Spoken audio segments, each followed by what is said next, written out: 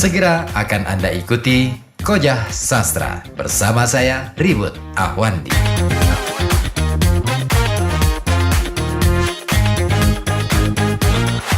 Jadi sastra bisa menjadi, tidak hanya menjadi media, tetapi akhirnya bisa mengantarkan orang sampai memahami bagaimana kemudian cara hidup yang menurut soal ukuran baik itu pasti relatif, tapi minimal secara universal itu diterima sebagai kebaikan, gitu loh. Itu keren. Makanya saya pikir keberadaan sastra desa itu juga penting untuk kita ungkap kembali cerita-cerita rakyat, misalkan asal-usul nama desa, tokoh-tokoh cikal bakal sebuah desa, itu penting untuk kita ulik lagi, kita angkat lagi, karena kita nggak mungkin sebenarnya sebagai seorang kreator sastra misalnya, atau seorang penulis, entah itu menjadi penyair ataupun novelis atau cerpenis, kita nggak mungkin membuat karya berangkat dari kekosongan. Iya kan? Yeah. Kita nggak mungkin. Saya aja ketika mau ini sedang saya proses ya, membuat sebuah novel, dan saya harus mengambil salah satu latar, ya saya terilhami oleh cerita kecil dari sebuah asal-usul desa. Hanya itu. Terus pemantik awalnya di situ, terus akhirnya saya kembangkan, dan ini sudah masuk ke 40.000 kata.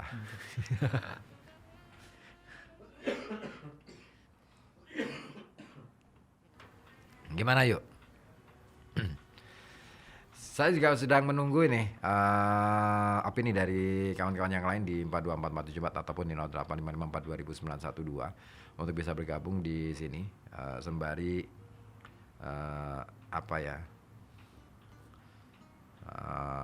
biar kita punya banyak masukan gitu ya tentang apa yang kita bahas pada malam hari ini.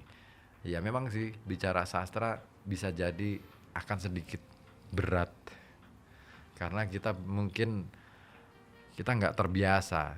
Tapi coba deh kalau ini sudah menjadi kebiasaan, saya yakin ini akan menjadi satu wahana yang rame. Iya kan? Butuh keberanian, butuh istilahnya keberanian untuk menjadi terbuka. Terbuka itu tidak sekadar jujur, tetapi juga menerima fakta, menerima kenyataan bahwa oh iya ya, katakanlah misalkan Pekalongan baru segini-gini aja gitu loh. Iya kan? Itu saya tidak mengatakan bahwa itu buruk, tetapi itu adalah tantangan. Segini-segini aja itu artinya tantangan bahwa apa ini yang harus kita lakukan untuk mengupgrade dan mengupdate. Itu jangan cuma update status saja yang rame di media sosial, tetapi mengupdate bagaimana kemudian pengetahuan, kekayaan kekayaan kearifan lokal, terus kekayaan budaya, kekayaan hal-hal yang berkenaan dengan nilai, itu kadangkala jarang kita ungkap ke permukaan, karena memang secara jualan nggak laku, ya nggak? Secara jualan nggak laku. Iya, secara bisnis itu susah untuk dijual. Nilai itu apa sih? Value gitu kan. Value itu apa sih? Value itu sesuatu yang abstrak, sesuatu yang sifatnya ada dalam benak dan dia akan mewujud menjadi sebuah perilaku hanya pada batas perilaku. Kalau dia diwujudkan dalam bentuk benda yang kemudian dihargai sekian rupiah, susah. Mungkin kalau soal value apalagi keuntungan komersil itu mungkin bukan tujuan, mungkin yang tujuan awalnya itu pengabadian mungkin. Apa ini pengabadian? Pengabadian dalam artian bahwa saya itu pernah melahirkan satu tulisan ini gitu, satu karya ini gitu. Terlepas nanti laku atau enggaknya, memang tidak matok di situ. Iya, sebenarnya kan kalau kita ngomong tentang pengabadian dan macam-macam itu sebenarnya kan ada banyak karya-karya yang hebat juga kan di dalam kebudayaan kita. Ya. Keris itu kan sebenarnya yang dijual bukan kerisnya, tapi nilainya. Nilainya.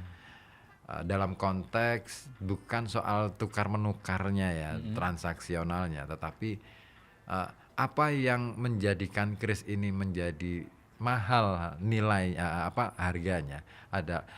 Tentu nominal rupiah tidak bisa mengganti nilai, Ya.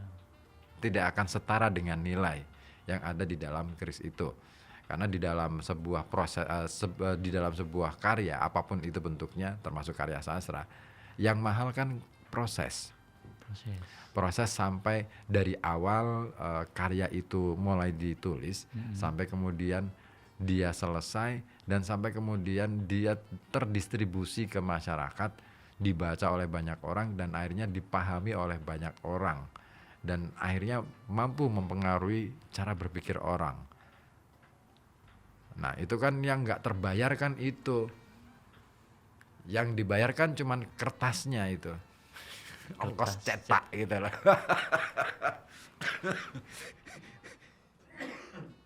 Iya kan, yang terbayar kan ongkos cetak, bukan pikiran. Nggak bisa dibayar, perasaan orang nggak bisa dibayar, dan untuk menulis itu butuh pikiran dan rasa.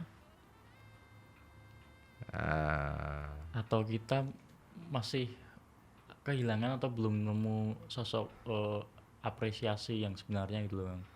Sebenarnya kalau apresiasi sudah sih ya dilakukan, menjadi sebuah kebiasaan terutama di ruang-ruang kelas gitu kan. Nah, ruang-ruang kelas di sekolah, di kampus dan lain-lain. Tetapi mungkin untuk sampai pada the real of appreciate atau the real of appreciation itu yang belum. Apa sih apresiasi yang sesungguhnya? Apa sih sesungguhnya apresiasi? Sebatas selama ini kan sebatas disuruh membaca terus kemudian diminta untuk memberi komentar. Tapi pernahkah diberikan bahwa kenapa saya harus membaca? Kenapa saya harus membaca novel A misalnya, karya ini? Padahal saya ingin membaca yang lain. Nah, itu yang mestinya juga ditularkan semangat semacam itu, pemahaman semacam itu, supaya orang itu membaca sebuah karya itu tidak sebatas karena disuruh atau tugas, tapi menjadi sebuah kebutuhan. Mungkin tugas itu sebagai awal mula pengenalan loh sebenarnya.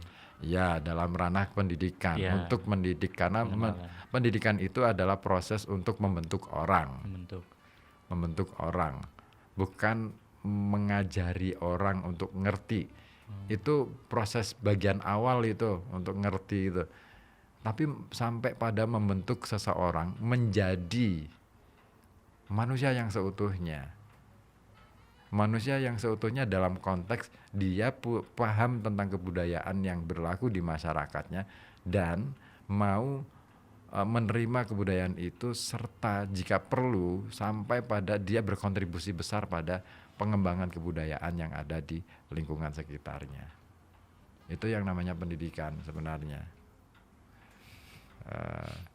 Bukan sekadar lulus berapa gitu ya. Ngeri nih. Oke deh, sambil nunggu yang lain, kita sebenarnya kan masih membahas tentang sastra desa ya, tapi kenapa bisa lari ke sana ya? Tapi nggak apa-apa ya, supaya bahasan kita menjadi beragam, luas ya, artinya artinya oh ternyata membahas sastra juga bisa sampai ke situ ya gitu loh. Nggak melulu tentang what is the poet, apa itu puisi? Ya kan, apa itu puisi, what is short story, what is novel, what is drama. Itu bagian yang saya pikir ya memang itu dasar, tapi sudahlah, kalau itu sudah menjadi sebuah praktek kehidupan sehari-hari, itu selesai kok. Itu selesai.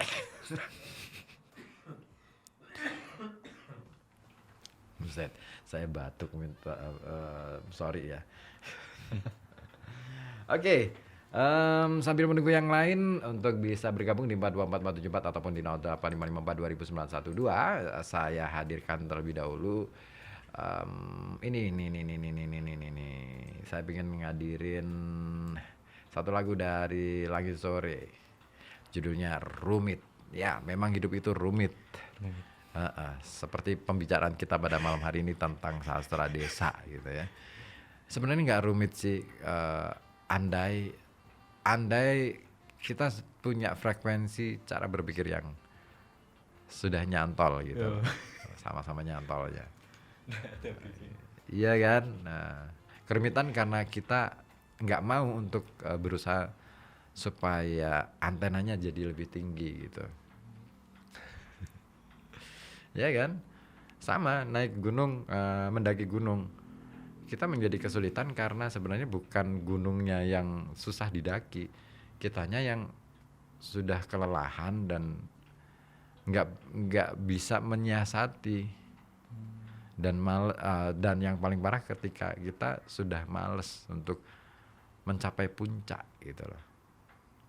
Maka kemudian dikatakan, wah gunung ini susah nih didaki gitu loh.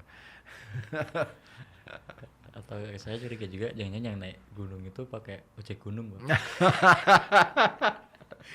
Online pula ya. Warga sekitar kan ada yang itu ngecek gunung sih. Nanjak itu supaya sampai ya hemat tenaga lah. Begitu, tapi kan nggak sampai puncak biasanya kan, hanya pada pos berapa, terus akhirnya kan kalau mau ke puncak silahkan jalan kaki gitu. Biasanya aduh sudah males deh, sudah keenakan fasilitas begitu. Iya, kadang kala manusia begitu, karena saking enaknya menikmati fasilitas, sedikit usaha dia susah gitu. Yuk kita ke Langit Sore dulu, Rumit untuk Anda.